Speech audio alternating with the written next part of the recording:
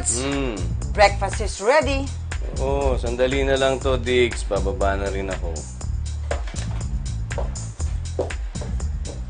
Gusto mo, ako na lang ang bumaba. Teka, baka mamaya makita tayo ng anak natin. Ano ka ba? Bakit? Ano ba gagawin ko? Bumaba sa sapatos mo para ako na magsintas.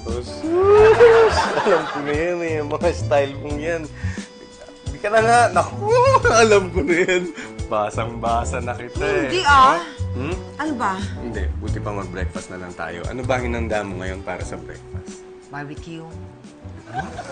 Oh, ang sinipag ka ngayon, Diggs ah.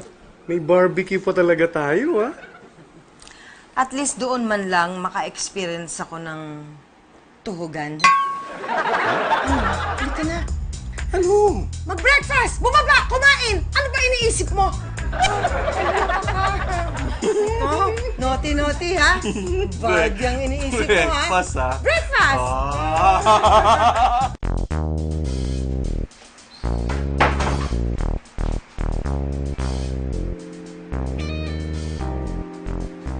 Diggs, nasan ba yung boxers na nilabas ko dito kanina? Eto? Akin na yan. Akin na yan. Ready ka na ba? Ready na matulog? Oo, ready na. Matulog agad? Ikaw naman, lagi naman pagtulog ang iniisip mo eh.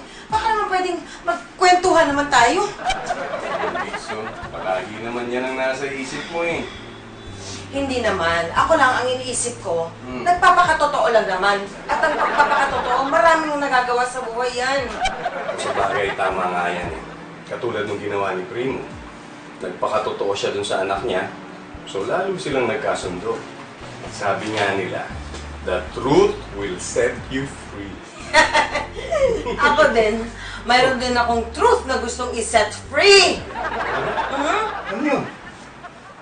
Truth! Talaga, Diggs, akin na yan! Truth! Trumpet!